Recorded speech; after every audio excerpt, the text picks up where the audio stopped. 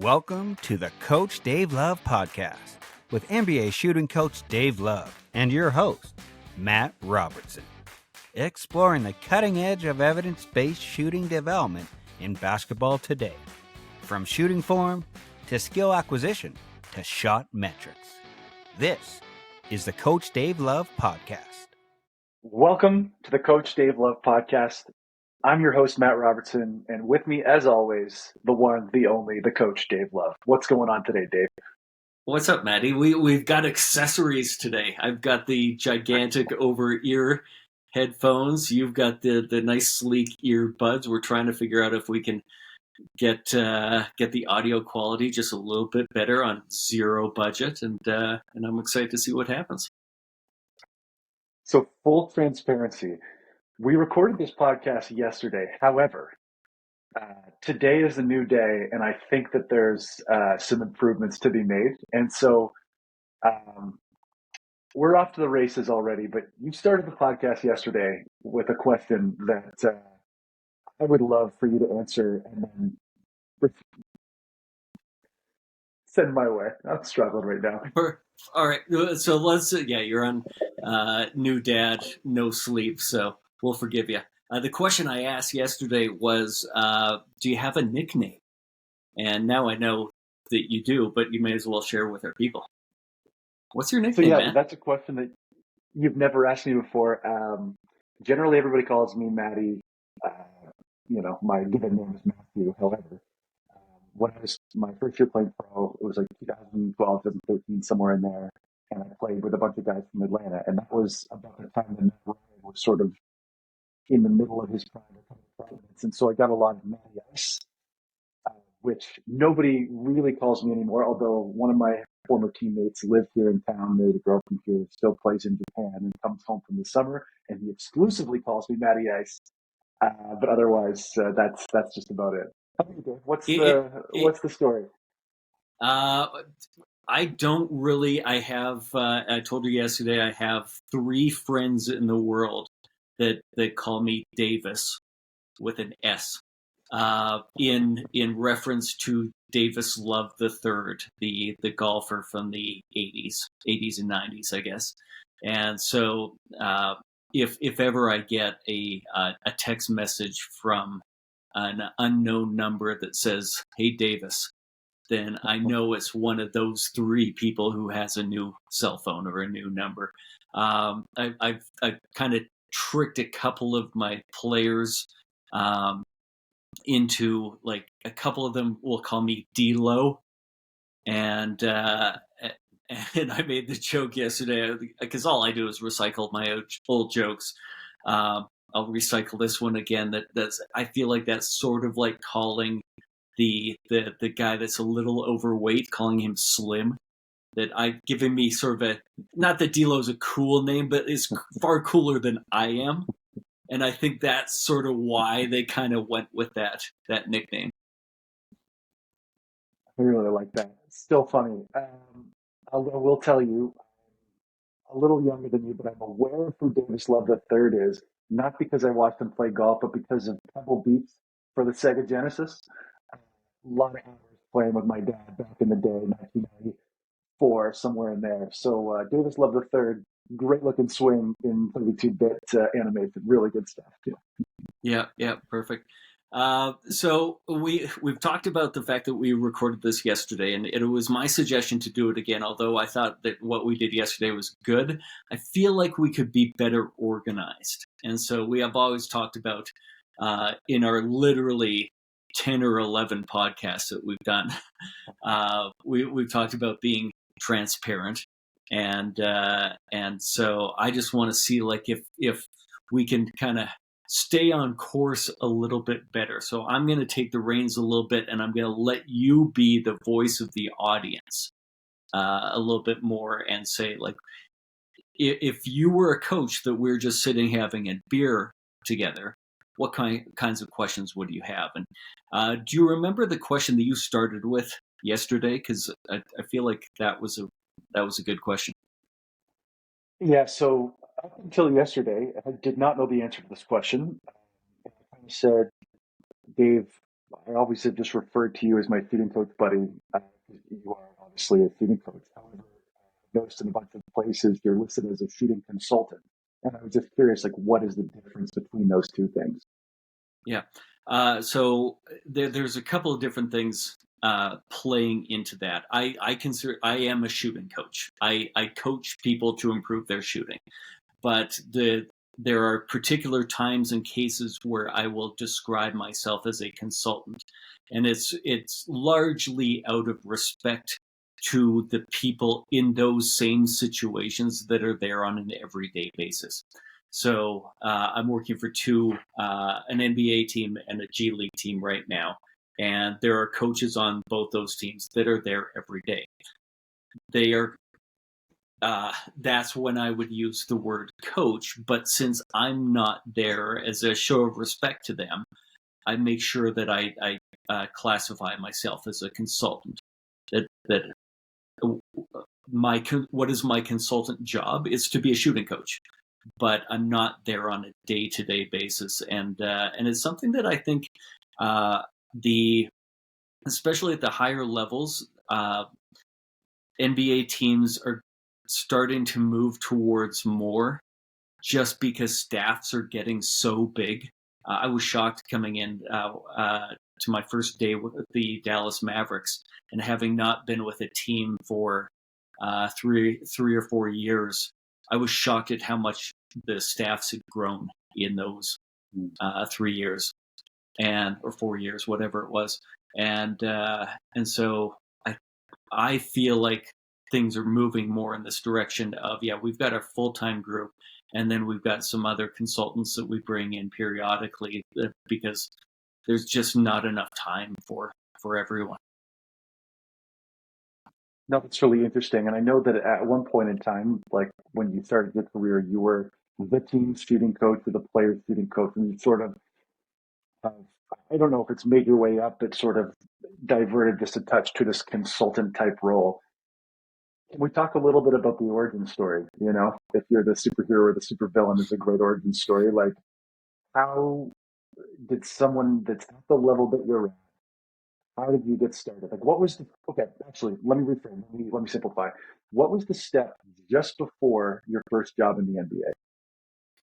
My step just before that was working with the University of Calgary men's basketball team in my hometown, and as a basically a shooting consultant too. Even though I live here, I had a full-time job, and so I was and my clinic business. I wasn't able to be uh, with the team on a day-to-day basis, so I would just come in and I'd work with a handful of players a couple of times a week, and so just to give people a frame of reference, I think everybody's kind of aware of the U.S. college system, but probably not the Canadian system. The University of Calgary would be like a perennial top 10 program in the country, and often a top 5 kind of program. That has won a national championship in the last 5 years and routinely going to, not routinely, but in the mix to go to a Final Four.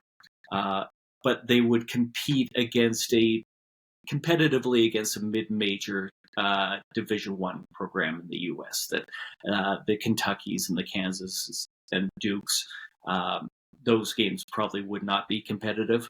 But against Weber State or programs like that would probably be fairly competitive games.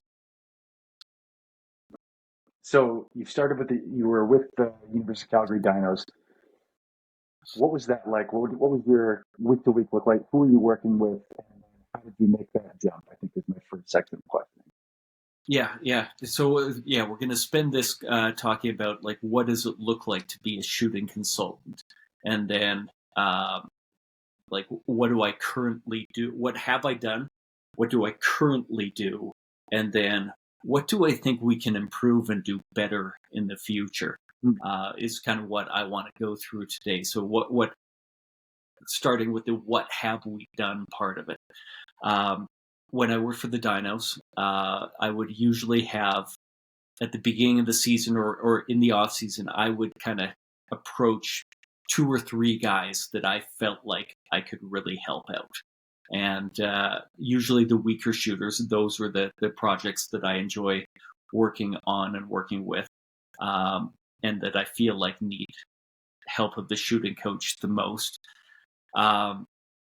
So I would just approach I would watch for a couple of weeks to see who the weaker shooters were, why were they working, do I feel like I can help them, and then would reach out and start a conversation. And more often than not, guys were very, very open to the fact that they would like help, and so throughout that season we'd meet on a very regular basis when I was in town, usually a couple of times a week for an hour to 45 minutes per workout to develop their shooting mechanics. Okay. So that's your sort of Calgary situation. How did you get there? Like, give me the full, like, back to the start. How did you even start becoming a shooting coach, and how did you work your way up the levels to even be in that position with the Calgary Dinos? Well, I had lucked into meeting a wonderful mentor who still I consider a close friend, and he works in the NBA. And I met him when I was a terrible Canadian player in high school, and he taught me about shooting. And when he left, he was a minor league player for a team that we had in town, and I was a ball boy for the team. When he left town as a player, he started to encourage me to start teaching younger players, and I would have been early to mid-20s at that point. And it took me a little while to realize that I would actually have to do the work in building this business, but I always liked the idea of I'm going to be a shooting coach one day. And then finally, I started working with 12-year-old kids, usually like in a driveway or at a hoop at the YMCA that we could get onto, or at their church, just kind of big borrowing and stealing any gym time that we could get, and then just working my way up to working with older players by word of mouth. There was no social media. There was internet, but I don't think we would have had a presence to like grow a business that way quite at that time. And so it was all word of mouth. And then I started doing camps for that age kids, and then started working with a college player who then moved over to the university. And after working with that player, the university coach knew me a little bit. And when I approached him to ask if I could volunteer to be his shooting coach, I think he was very gracious and said absolutely. But I think he said, well, what's the harm if I don't have to pay you? Then sure, go do whatever you think you want to do. And so that was the step that led me to being the University of Calgary shooting coach. Okay. So you alluded to the fact that your mentor kind of helped open some doors for you. So you get your first NBA call. What does it look like? You go to work with the whole team, like leading up to the, first week at camp with these guys. Like, what are you doing, and who are you working with? Yeah, this will be like the question that I think even the average coach, they don't have a perception of what things look like at the NBA level, or don't understand the range of what it could look like, and so I that's part of the genesis for this episode, was to shed a little light on what does my job actually look like. That I get asked all the time at clinics by young players and coaches. Oh, you're with the Dallas Mavericks. Do you work with Luka and Kyrie? And I don't. That's their perception. Those are the two players they think of, and so they assume if you're there, you must work it. And it's often not the case that I tend to work with. I've always been hired to work with one player, and that's not that it has to go that way. I think it's just a coincidence that in my first 4 opportunities, they all started with, we have a single player in mind. And so when it was the Phoenix Suns, I was hired by Steve Nash. Go ahead. I know where you want to go with this. Yeah. So Or sorry, one of my favorite things. Time out. I misspoke. I was not hired by Steve Nash. I was hired by Steve Kerr. I make that mistake occasionally, where those two are so tied together and such equally nice guys that I misspoke. Steve Kerr was the one that hired. No, that's okay. One of my favorite things when we were able to get together, it's often in basketball settings. So whether it was in November in Dallas or in July at Summer League, we are in large basketball spaces hanging out together. And we have great chats, but we also play fun games. And one of my favorite fun games is the obscure NBA jersey. So, for Dave, can you remember an example the last few years? We're sitting in a crowded space and somebody walks by in an absurd, not an absurd, sorry, obscure. Yeah, it's an absurd jersey. Any come to mind? Well, yeah, like the you the game is not, oh, there's a LeBron James jersey and there's a Kobe Bryant jersey, and we want, like you mentioned yesterday, a Thunder Dan Marley jersey. And I even wonder, I don't think it was a Phoenix Suns Thunder Dan Marley. I think it might have been like a Miami Heat or Cleveland Cavalier. Like, so the more obscure, the better, and you win with an obscure player or an obscure jersey. So you could have a Larry Bird jersey potentially if it was. I forget the high school we went to. If you wore a Larry Bird high school jersey, you might have a chance to win that day. And We've so seen that's some, the game that we play. like I've seen a Vote John Leonard jersey, which is delightful. A Rafer Alston jersey, also delightful. So the reason I bring this up, Dave, is because you're sitting in your home office today, and the first time that we talked, video chatted, when you were sitting in this office, I noticed you had a Phoenix Suns jersey behind you. And generally, as a Canadian coach and a Canadian basketball enthusiast, the name on that jersey is often Nath, which not Kerr, but Nath. Um, but I knew a bit about your work history, and so I said, Dave, please tell me what you're sitting in front of is a Louis Amundsen jersey, and And you rotated it all the is way to the side. yeah. It is. So yeah, that's one thing I do, and it started with Lou. I made the declaration to myself that every player that I spent significant time with, I was going to get a signed jersey from, and so I've been lucky enough to amass a small collection of jerseys of my guys that will never be monetized. They are strictly sentimental for me. So. I love that. So thank you for allowing me that derailment. So Steve Kerr hires you, work with Lou Amundsen. What's the lead up to that look like? Yeah, I spend as much time as I possibly can watching as much video as I possibly can of the player.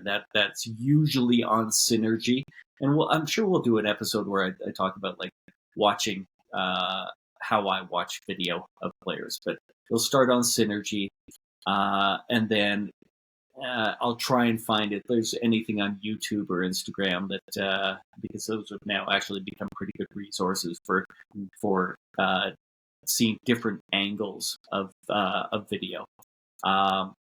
And I'll try and watch everything that I possibly can from the player that I'm being hired with or hired for. And but then it is always the case that the first 5 minutes in the gym is more valuable than the 10 hours I spend watching video leading up to that. I'll learn more in the first 5 minutes actually with the player than all of the video combined. Still good to do the pre-work, still good to do the research. It just is a sort of a hazard of the business that being in the gym with somebody and getting that real angle just makes a difference. Yeah. And So so you're in the gym. Oh, go ahead. yeah, I think we're both going the same direction. The hired to work with the one player, and then with each team, especially Orlando, it had a chance to evolve. And so with Orlando, I was there 4 years. The first year was exclusively Aaron Gordon. And so it was working with Aaron Gordon, build a relationship with Elfrid Payton. And then the second year was Elfrid Payton becomes the primary focus. Aaron becomes the secondary focus because we've already got a good amount of time with him, and now build a relationship with these couple of guys. And then the third year, Elfrid Payton was still the focus. Dwayne Dedmon became the secondary, and now I've got 2 years of history with Aaron Gordon. He doesn't need as much time. And you're building a relationship with others. And then Dwayne got signed a free agency, I believe. Bismack Biyombo comes in, and so it grew to the point where I had 3 guys that I was spending consistent time with, and others that were just little. I talk about, or my mentor talks about, being a lifeguard for different players. That he's in the pool as the instructor, the swimming instructor, with 2 or 3 guys doing the heavy lifting, but he'll be the lifeguard for a few others, and that was starting to evolve in my relationship with Magic at the time too. So I have an example of, like, my buddy's a chiropractor, and he walks through the mall and he sees all the people and he's like, oh, that guy's terrible posture, I want to fix him, and that lady's walking with a weird limp and I want to fix her. And I know you've told me stories previously about, you must just be watching these guys shoot that are not your main focus, they're in the deep end swimming around, but you just must be cataloging little things like, oh, that was weird, going to his left, he did. Like, what is that like? Do you have any examples of that for me? That's a side of my brain that I won't ever shut off. Like, as soon as somebody starts to shoot a basketball, I'm breaking it down in my head, and for better or for worse. And then there have been occurrences where Channing Frye happened to be a guy that I never really worked with, but was coincidentally on the first 3 teams that I worked for. He was a Phoenix Sun, and then he was with the Cleveland Cavaliers, and then it came to Orlando. And so, even though we didn't work together, I was one of the familiar faces when he first arrived in Orlando. And having seen me then work with a couple of guys, there was a moment where I think he was coming back from an injury, and he kind of said, like, you got anything for me? Like, have you noticed anything? And I said, well, I actually hesitated to answer the question if I remember correctly, because I never want to give an already good shooter advice unless they're going to do the work. And I felt like he was maybe just asking casually, and I didn't want to put a negative idea in his head unless he actually wanted to work on the idea. And so I was hesitant, if I remember correctly, and then finally he got me to share what it was that I saw. And if I remember correctly, he got his spine vertical going probably left, but that intended to lean to his left going right. And so I talked about, like, as you're going right, just see if you can, like, really get your weight down on your right foot and get your spine vertical. You do that going left, and he could sort of feel, once I pointed it out, he could feel what I was talking about, and actually took steps to kind of improve that habit. And then the other example would be, and I think this fits very nicely in the framework of this particular podcast. One of the advantages of being a consultant is I'm not with the players every day. And so little changes that if you're with the player every single day might happen so gradually that you might not notice the player's doing something differently. They just change by 2 degrees every day, and there's no profound change. Whereas when I'm gone for 5 or 6 days or 10 days at a time, I can come back and those small incremental changes all of a sudden become very obvious to my eyes. And there was a day where I came into town in Orlando, and we had Evan Fournier, who I think the world of as a shooter.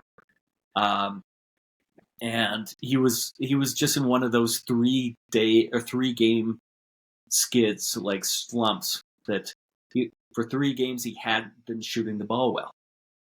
And I got in the practice gym and watched him. I thought, well, that's different. That doesn't look like Evan. And I could see a difference between what he was doing now and what he had done 10 days before. And continue to watch him, like, that's definitely a thing. Like, that is definitely different than what I'm used to seeing. And so after, I think it was a pregame shoot around, or game day shoot around, I just approached him and I said, like, Evan, can we spend 15 minutes together? And it's not that I want to change anything. I just see a difference between what you're doing now and what you used to do. And I know you're struggling a little bit now. Can I sort of show you what I see you doing differently and try and get you back on course for what you historically have done? And to his credit, I don't know what his internal dialogue would have been, because we hadn't really spoken to that point. But externally, he said, yeah, absolutely. And then did the 3 or 4 drills for 15 minutes that I prescribed for him, and listened to my explanations on why, and shot the ball really well the game that night. And that may be a coincidence that maybe he was going to do that anyways, but I took great pride in the fact that, this was somebody that just in a short period of time I was able to help get back on track. You take that moment, you put it in your cap. It's like our head coach when he draws up an out of bounds play in timeout, or calls something that's not really in the usual playbook, and we get a bucket out of it. I'm like, all right, put 2 on the board for coach. That's we'll put that in the cap right now. Perfect. So now you want to take a break? Sorry, so this is me trying to take the lead a little bit more, so that let's take a little break, and we'll be back in a second. Hey there, basketball fans. I'm NBA shooting coach Dave Love, and I've got exciting news just for you. Introducing my exclusive, free basketball shooting newsletter. It's packed with insights and techniques straight from the hardwood. Have you ever wondered how NBA players improve their shots? Or how you could get to the next level, whether you're a college player, a coach, or a budding youth player? My newsletter brings all this and more directly to your inbox. Each edition is a deep dive into the world of basketball shooting. I'll share some of the tips and ideas that I use with my NBA clients, tailored for every level of the game. But wait, there's more. Subscribers receive exclusive monthly discounts on my online products. From training videos to personalized coaching sessions, you'll get it all for a fraction of the price. And the best part of all, it's absolutely free to join. So what are you waiting for? Elevate your game and join a community of passionate players and coaches from around the globe. Signing up is easy. Just visit CoachDaveLove.com. Welcome back. Coach Dave, we're on the same page. Just about to throw the commercial, and you just like cookies, swipe that bad boy. So, what were you going to say? Well, I want to see, like, can we start to talk about what does an average day look like? And for logistically, how do I do my job? And I think this is something that we can break up into a couple of different sections. So the first section would be that we have off season, we have in season, and then even within in season, we have practice days and game days. So there's really 3 different kinds of days that I'll encounter. And so starting with that off season, this is really when I do the bulk of my work, that I am there to kind of change motor patterns and help players learn new habits. And that's easier to do, and probably better for the player if we can do that when they don't have to perform in a meaningful game for a little while. So in an off season, I'll usually be involved with the team for a week, like Monday to Thursday, Monday to Friday, and then home for a week, and just alternate back and forth. And there's a reason why I do it that way.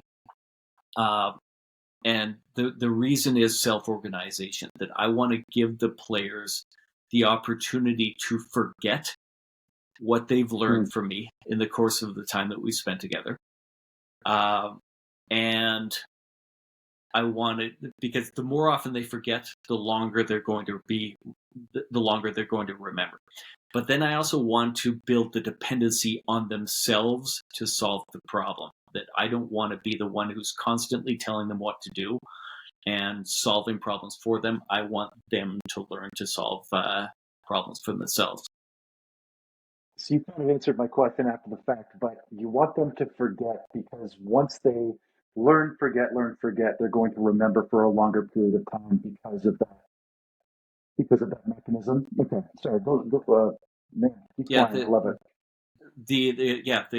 the concept is forgetting curves. Like if you're a coach, just do a quick Google search of forgetting curves. And I went to interview with an NBA team, and they said we want you there with the players every single day. I said no, you don't. That's a mistake. If you have me there with a player every single day, they become dependent on me, the coach, and we need them to be dependent on themselves. We want them to forget, and the more often they forget, the longer they're going to remember. So next part.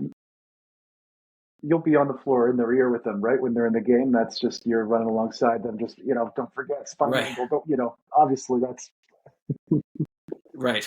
That's exactly the reason why I'll never be there. I'll never be on the floor. And so, like, I've got to empower them to be able to solve these problems for themselves. So in an off season, I'll be in town for a week, gone for a week, in town, and alternate back and forth. Within those days where I'm in town, typically I try to get 2 workouts per day with players. Now there'll be one workout that is probably more significant in time. I try to have that be at least 30 minutes, probably closer to 45. In early stages, it might be closer to an hour.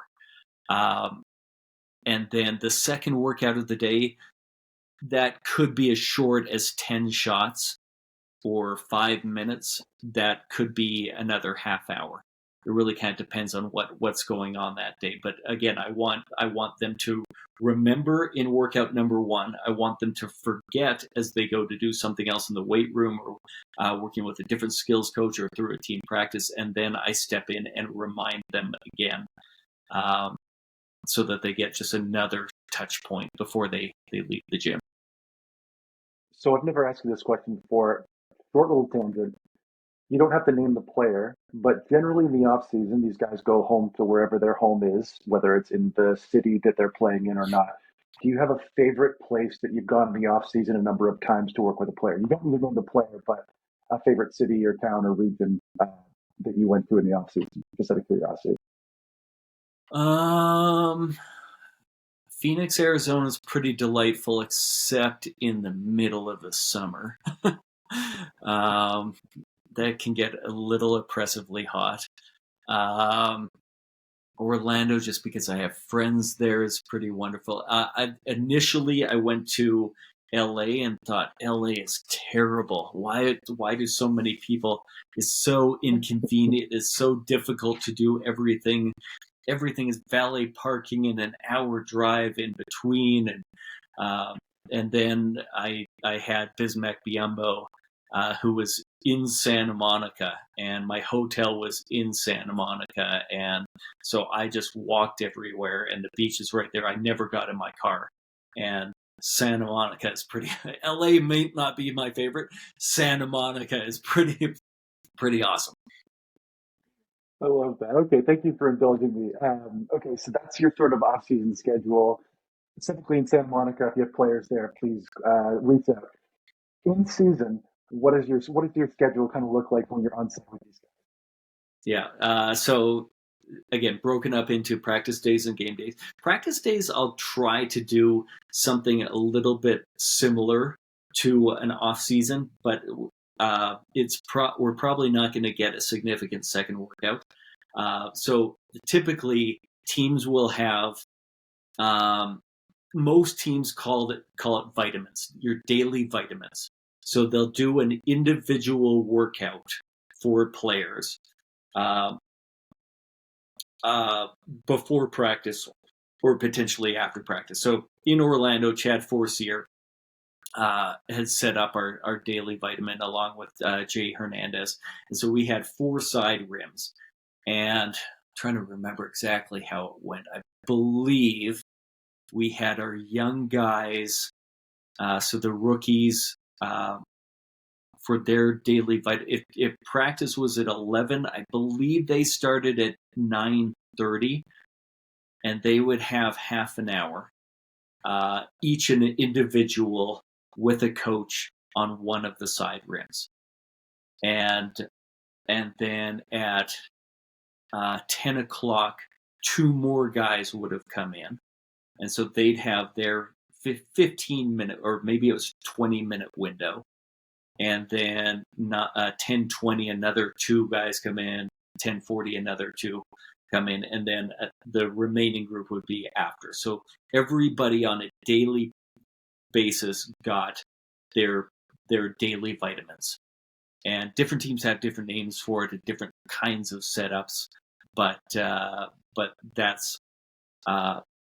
when I came into town, the coach that would spend their vitamin time with my 2 or 3 guys would be a support system in my vitamin session with the players there. And the added benefit of this is their voice gets a break, and I don't mean physically, but the player gets a break from listening to that person's voice. And they get to listen to a new voice that they haven't heard in 10 days or so. And my voice is a little bit more engaging than it otherwise would be because it's new. And their voice gets to become new again down the road. And I think that's an often overlooked benefit of the consultant relationship, is that everybody, it's not just I come in with a fresh voice. The other people get to reset and become fresh after I leave. So there are probably a lot of people listening to this who are parents who can probably appreciate that they say things and then somebody else will say something to their kid and it goes over completely differently. You have a fun story that you've said in other podcasts before, but I love it. And if this is for first-time listeners, it involves Grant Hill. Right. So Grant was a player on the Phoenix Suns when I was there. Grant was one of the projects of my mentor, and probably the first big project of my mentor. And so I knew of Grant's story in a more intimate level than a lot of fans would have, just because I had that personal connection to what he had done years previous. And so when I went to work with Phoenix, I think my mentor had let Grant know that, hey, you'll see this guy and just be nice to him. And so Grant and I never really worked together because I felt like it would be inappropriate for me to jump in as a shooting coach when he's got a voice that he already trusted. So I left that alone, and we got to know each other as people, but I wasn't working with him as a coach. So then flash forward 2 or 3 years, and I was in Orlando, and Grant lived in Orlando at the time.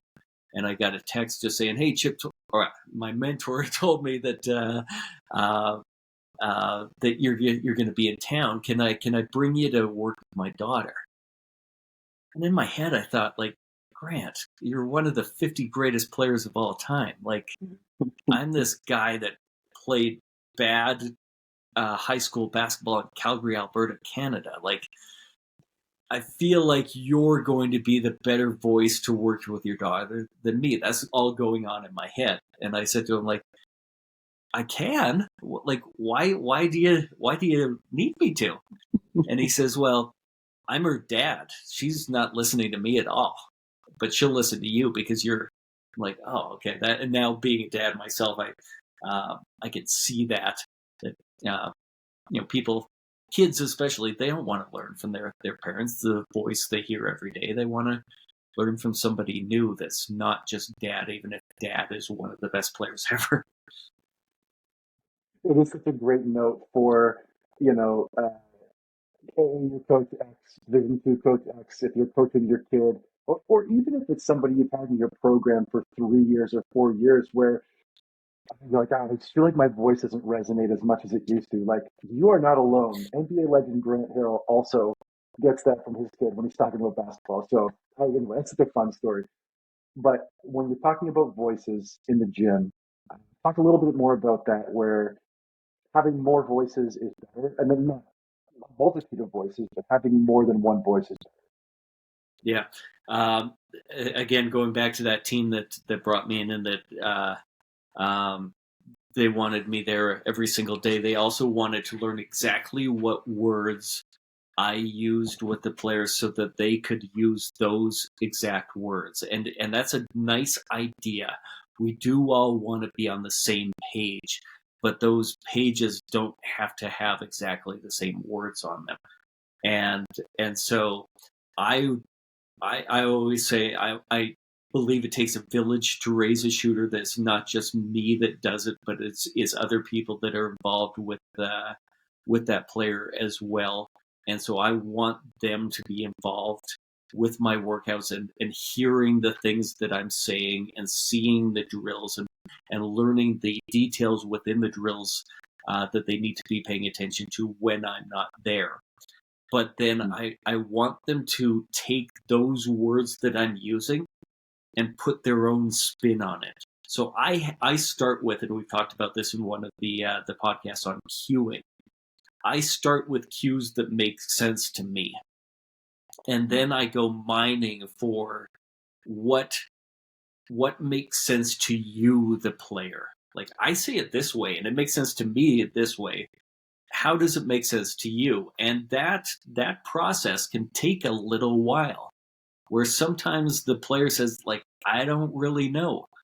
And if another coach can echo, well, I've heard Dave say it this way, I understand what he means, but I think of it this way. Now we've got two different cues that might resonate with the player. They're the same idea, but they're two different ways of saying it. And I feel like the more that you can have that, where you've got multiple voices all saying the same thing in different ways, then we're just increasing the opportunity for players to learn. So I want the assistant coaches and video coordinators that are there on a daily basis with the players to also be involved in my workouts. So I want to take another break, but before we do that, Coach, let's kind of zoom out for a second and look at like practical application of this for your average AAU program or your average D1, low mid major, or whatever the situation is. Can you give like a practical ideal situation for those teams that might not have a ton of resources, but have a couple of people available to them? Can you kind of go through something like that for me? Yeah, I've done remote work with some individual players where it can be as simple as we get on a FaceTime call where they're in the gym, the player has an earbud in, the coach is holding the phone and they have the other earbud in. I'm able to talk to both of them, and I'm able to guide the player through the workout. Uh, Done it like that with college players, college teams, a major Division I program working to educate sort of one of the interns and a player and be their shooting coach and their shooting consultant, um, where I'm not actually in the gym with them, but I'm teaching the two people, the player how to be a better player, the coach how to be an improved shooting coach, where they might not have the expertise. Very cool. Appreciate it. Okay, let's take a quick break and come back. Hey basketball fans, Coach Dave Love here with an exclusive offer just for you, my personalized video shot analysis. Imagine having an NBA shooting coach analyze your shooting form, just like I do for the pros. That's exactly what you'll get with my video shot analysis. Here's how it works. You send me a video of your shot and I'll break it down frame by frame. I'll pinpoint your strengths and identify the areas of improvement and give you tailored advice to take your shot to the next level. You'll receive a comprehensive analysis designed just for you. Whether you're a beginner or an aspiring pro, my feedback will help you shoot with confidence and precision. It isn't just feedback, it's a game changer. With my video shot analysis, you're not just practicing, you're evolving, and every single shot counts. Ready to transform your game? Visit CoachDaveLove.com/store to learn more and get started. That's CoachDaveLove.com/store and look for video shot analysis.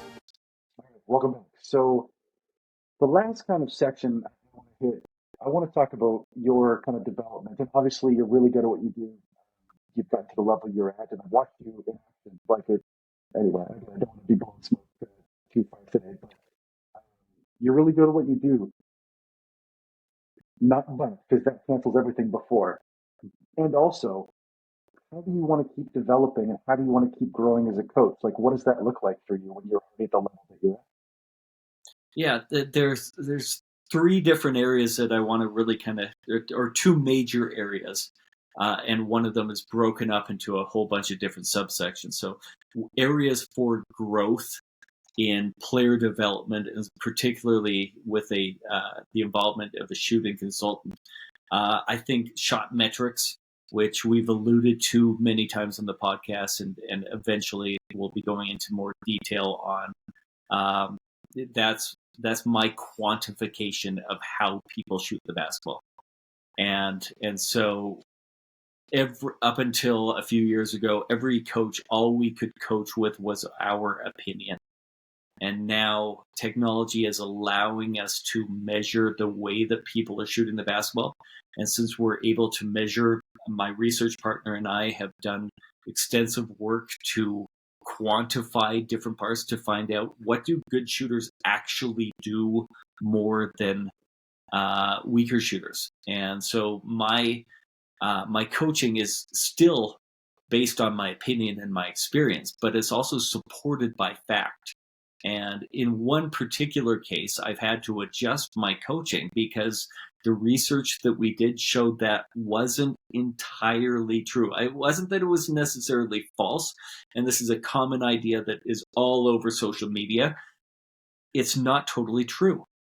It's as false as it is true, and it's led us towards asking a lot better questions where, the way that we're actually teaching this has as many drawbacks or more drawbacks as the benefits that we're talking about right now. And we've learned this because we've been able to measure, and we're missing the point that actually matters. And so with shot metrics now, we're able to not only give an evidence-based reason for why we're working on things, but we're also able to give tangible proof that the coaching interventions are working or are not working as the players building the habit. That we can show you, this is the reason why we're doing this drill. It's helping you do this particular habit better, and I can show you with quantification that is in fact true, or that my coaching needs to be adjusted because it's not true. So cool. We've talked about this a bunch off the air. We've alluded to it a number of times. The first time you told me about this, we were walking on the Vegas Strip, and it literally broke my brain. I think I said anything for about 30, 40 seconds, but it's really going through the ramifications of this. So I'm really excited to kind of dive into that a little deeper with you as we move forward, and for some of the other projects as well. So, just a note on that. That really excites me.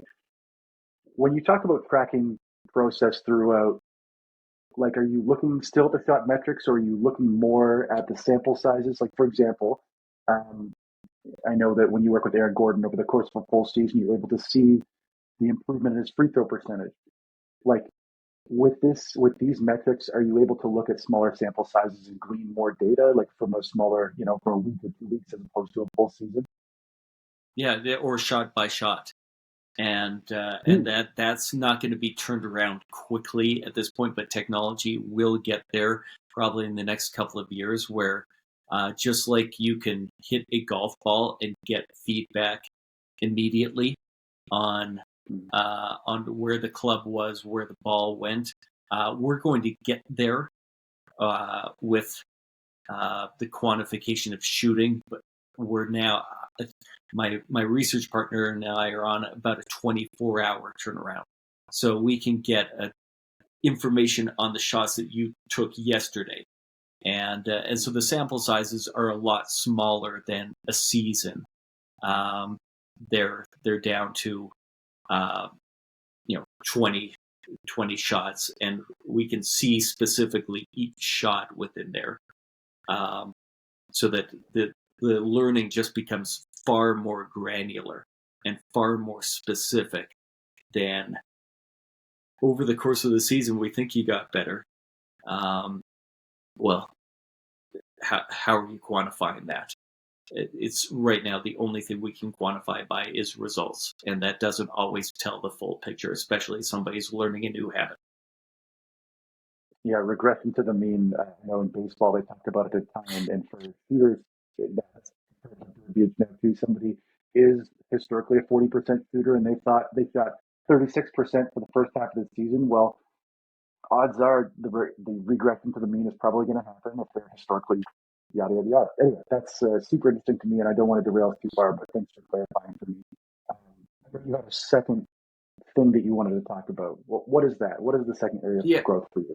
Yeah, so I think we can improve shot metrics, and then I think there's going to be massive improvement in skill acquisition ideas, learning how to coach better, um, and the biggest area of growth I think will be using periodization and understanding that different people need to train differently, and then different times will also require different kinds of practice. So the practical examples are going to be weaker shooters should be practicing in a very different way than elite shooters should be practicing. But then early on in an off season, you should be practicing in a very different way than you would be on a game day. And more often than not, like the most common drill in the NBA is to get spots. Like you'll hear it all the time. All right, let's get spots, and that basically means that player X is going to go shoot 10 shots from the corner or 50 shots from the corner, and then they're going to move to the wing and they're going to shoot X number more, and then they're going to move to the top of the key or maybe the slot, and they're going to shoot the same number again, and they just move their way around the different spots on the floor doing mindless block practice. So there's a gentleman by the name of Fabian Ott, who I believe is now the goalkeeper coach for the U.S. men's soccer team. And he took the idea of periodizing strength and conditioning workouts and applied it to skill acquisition as well. That we need to define the certain kinds of practice and when are the ideal times for those practice with different kinds of people. So he broke it up into basically a blue, green, and red days. Blue would be a movement stability.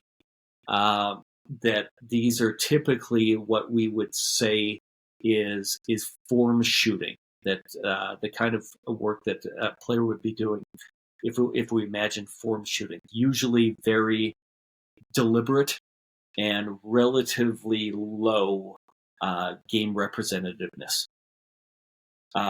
the other end of the spectrum would be the red days, and those would be sort of game preparatory work. And we want that to be very representative of the game, but then also tail off at the end with something resembling spot shooting, simply for confidence. That we want the player going into their performance feeling confident because they've seen the ball go in the basket. So those are the two common types of practice. So you imagine form shooting, and you imagine a scrimmage or spots. And unfortunately, that misses all of the green section that he has in between, which is the skill adaptability. And that's basically your bridge from whatever habits you're working on with your form into the game environment. And so he has that green section, the skill adaptability, broken up into three other sections, three subsections, one of which is the within skill. How do we make this habit that we're working on adaptable within the skill that we're doing it in? And then two other sections that are between skill adaptability. So now we're encompassing a dribble, a catch, and coming off screens, and we've got multiple skills being worked on in this situation, and that between skill adaptability has broken up into sort of more individual and more team-based, or smaller groups and larger groups. So can you kind of wrap that up in a succinct bow for me? It's not custom workouts for players, it's custom workouts for groups of players. It's a framework for how people should be practicing, depending on how capable they are, and then when in the season they are. And that's really, if I were to put a bow on periodization, that's how I would describe it. Cool. Thank you. That's awesome. That really clarifies that for me, because customization in my mind is really important for the player, but also if you can just put together a framework for these three best shooters on your team who need these kinds of work, that just makes more sense. It's efficient for everybody, and that's awesome. Well, and I think it's really important that coaches start to understand this. This has been my latest obsession. This has been a couple of months of me trying to understand this research, which I became aware of it about 3 or 4 years ago, but I didn't have the base knowledge and skill acquisition yet to understand what I was learning, and it went largely over my head. And I've circled back to it just in the last couple of months, and now I understand enough of the components much better that all of a sudden this larger concept makes a lot more sense, and I think it's wildly important that we're doing far too much of what we think is the movement stability drills. The form shooting ideas, we're doing far too much of that, and usually without the level of accountability that it needs to have. So we're kind of wasting our time there. We're doing too much of the game representative practice, but missing a couple of the pieces like doing it at the wrong time and missing most of the benefits of that, and then never doing the most beneficial piece, which is that skill adaptability piece, because most coaches aren't aware that it really exists, or how to use that, or when to do it at all. When you say stability, movement stability, is that like physical stability, like I'm trying to catch my balance, or is that a specific skill or habit or specific body part you're talking about? The movement stability would be like the stability of the habit, that a poor shooter is unstable. They execute it a variety of different ways, and unfortunately most of them don't work. And a stable movement pattern will probably have a smaller window there. You take a photograph of Steph Curry, and his photographs will look very, very similar.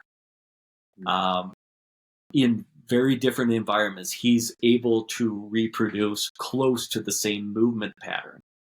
And it's stable. He's able to recreate it, and it works. That would be the movement stability section. And then the adaptability is what a lot of people miss. Where I was just talking with a couple of days ago with a coach that I think the world of, Peter in Luxembourg.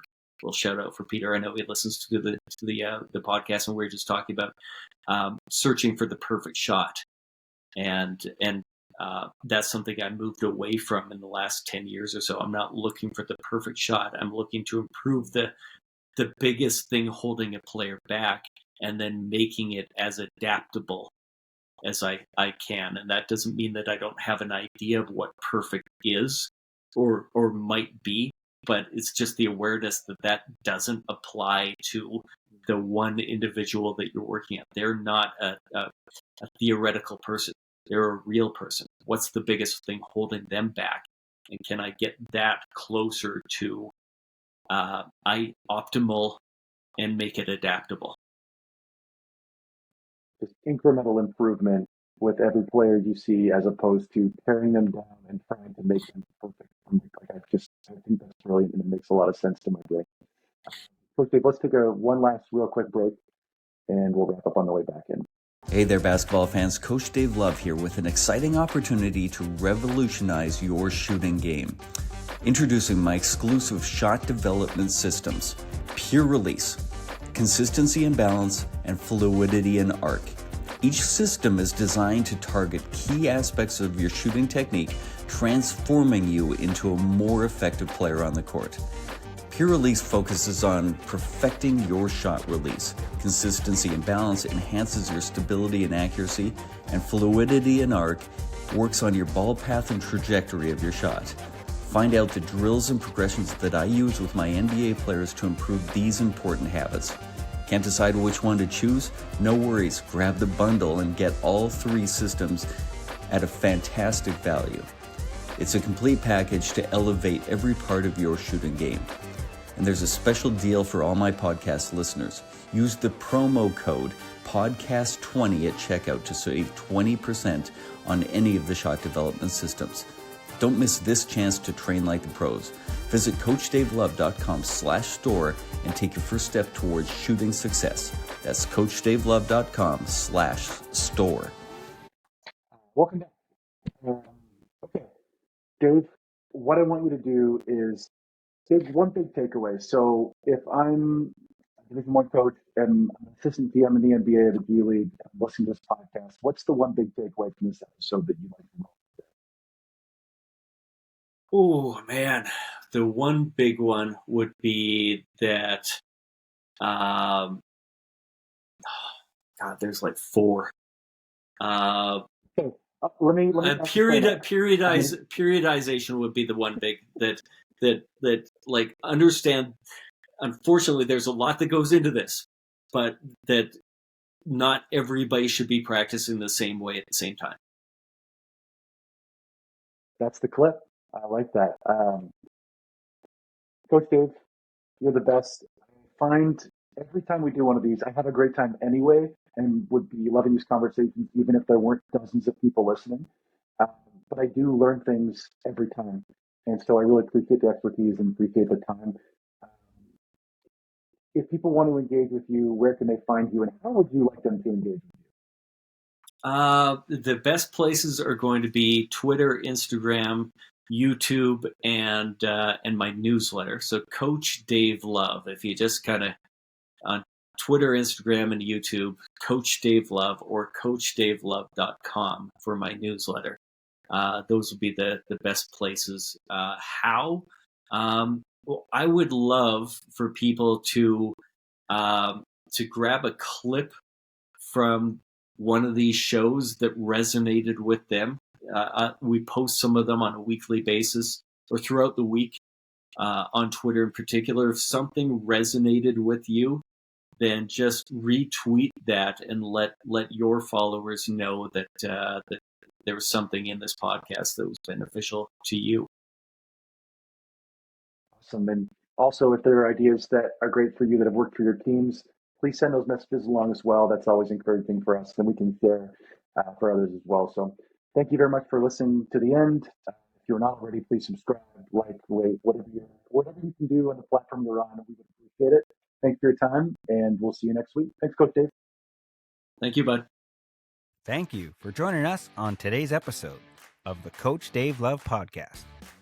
To stay up to date with our future episodes, please remember to hit the subscribe button on your favorite podcast platform. Don't forget to sign up for Coach Love's free shooting newsletter on CoachDaveLove.com, and be sure to follow him on social media. You can find him at Coach Dave Love.